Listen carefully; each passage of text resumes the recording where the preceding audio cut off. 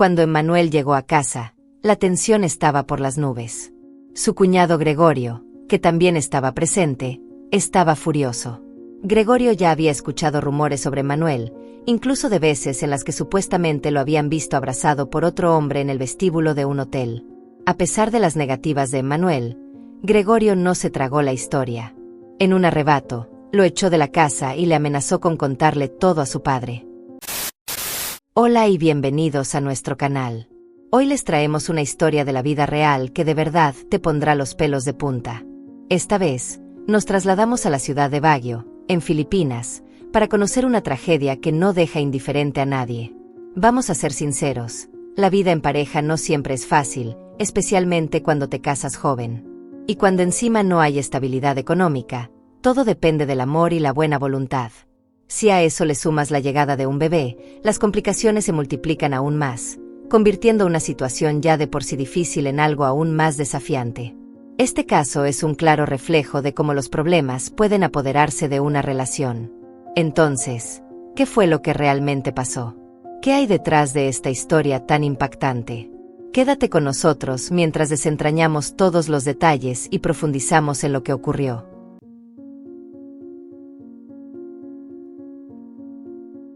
Antes de empezar, no olvides darle like, comentar, suscribirte y compartir esta historia con tus amigos. Ahora sí, vamos al lío. Esta es la historia de Emmanuel, un hombre nacido en 1994 en Baguio City, Filipinas. Creció en una familia acomodada y tenía una gran pasión por los deportes. Soñaba con ser futbolista, pero, aunque amaba el fútbol, no tenía las habilidades necesarias para destacar entre los muchos talentos que competían en el campo. Cuando su sueño de convertirse en atleta se esfumó, fue un golpe duro para él. Al terminar la escuela, Emmanuel no tenía mucho interés en seguir estudiando, así que empezó a trabajar como guardia de seguridad en una joyería de la zona de Ambión. En 2015, se reencontró con Marisol, una excompañera de clase que ahora trabajaba en el área financiera de un hotel. Los dos se llevaron súper bien, se hicieron amigos rápidamente y, con el tiempo, comenzaron a salir. Pero no todo fue color de rosa. El papá de Marisol, el señor Vicente, no veía con buenos ojos a Emmanuel. Lo veía como un hombre con poca estabilidad económica, un sueldo bajo y sin mucho futuro. Siempre había soñado con alguien más serio y estable para su hija. Así que, durante casi 2 años, la pareja mantuvo su relación en secreto, hasta que en mayo de 2017 decidieron enfrentarse al señor Vicente y contarle que querían casarse, aunque no tenían grandes ahorros. Como era de esperar, la reacción de su suegro fue negativa y estuvo lleno de ira, pero lo que no esperaban fue que Marisol revelara algo que dejó a todos sorprendidos. Estaba embarazada. El señor Vicente se quedó devastado, pero tras un largo silencio y mucha decepción, dio su bendición, aunque a regañadientes, para que se casaran. Un mes después, la pareja celebró una boda sencilla. Emmanuel tenía 23 años y Marisol 25. Desde fuera, parecía que todo iba bien, pero la realidad era muy diferente. Marisol cargaba con gran parte del peso financiero de la casa. Decidieron alquilar un lugar para no depender de sus padres, pero las cosas seguían siendo difíciles. A medida que avanzaba el embarazo, Marisol tuvo que tomar su baja por maternidad, lo que dejó a Emmanuel con la responsabilidad de conseguir más trabajo. Además de su empleo como guardia de seguridad, empezó a manejar un taxi online para poder llegar a fin de mes. Aunque el sueldo de Marisol seguía siendo un apoyo, había disminuido por su baja. En diciembre de 2017, nació su hijo. A los 3 meses del bebé, los padres de Marisol decidieron intervenir y ayudar, cuidando al niño para que Marisol pudiera regresar al trabajo. Pero la relación de Emmanuel con su suegro seguía siendo tensa. El señor Vicente nunca dejó de verlo como alguien que dependía demasiado de su hija y no cumplía con sus expectativas.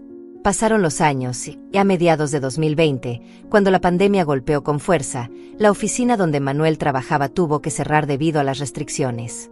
Las cosas empeoraron rápidamente.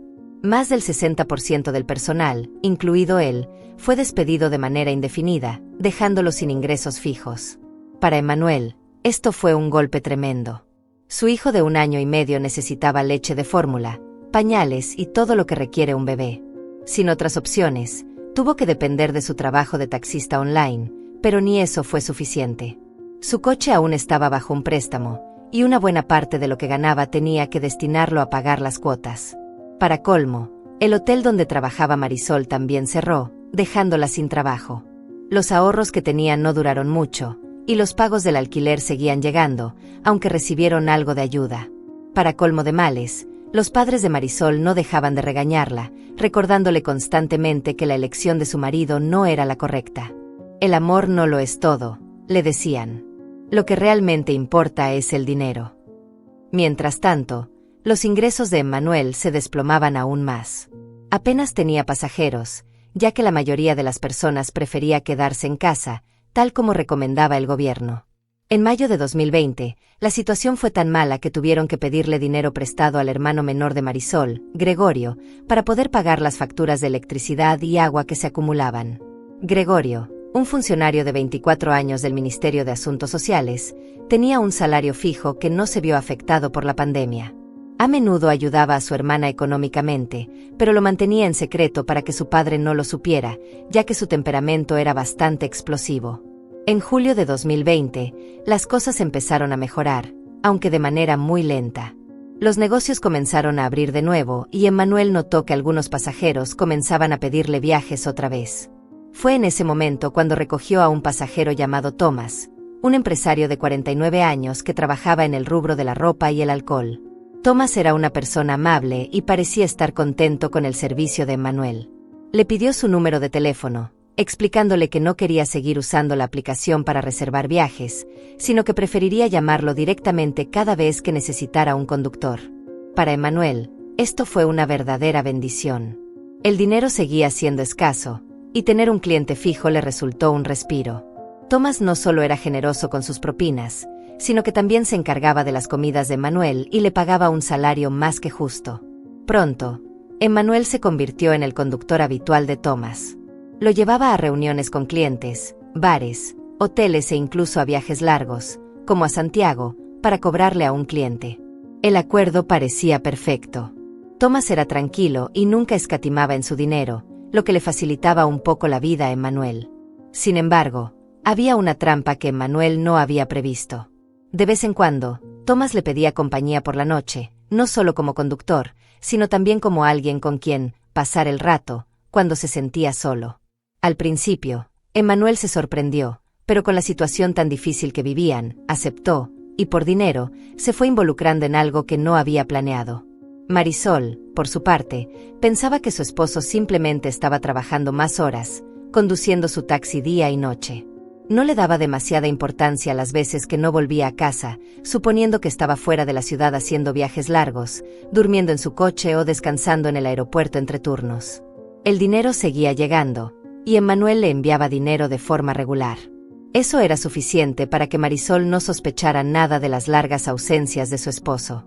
Lo que Marisol no sabía era que Emmanuel no solo estaba llevando pasajeros. Estaba siendo utilizado por un cliente en particular, Tomás. Su acuerdo había cruzado una línea, y Emmanuel ahora estaba involucrado en encuentros íntimos con Tomás a cambio de dinero. A principios de septiembre de 2020, Tomás alquiló un apartamento para ponerse en cuarentena durante unas semanas, y Emmanuel se quedó con él, encargándose de sus comidas y medicinas. Pasaron semanas sin que Emmanuel regresara a casa, y cuando Marisol le preguntó, él le dijo que estaba fuera de la ciudad por trabajo. Tomás utilizó la misma excusa, asegurando a su familia en Cahuayan City que estaba fuera por negocios.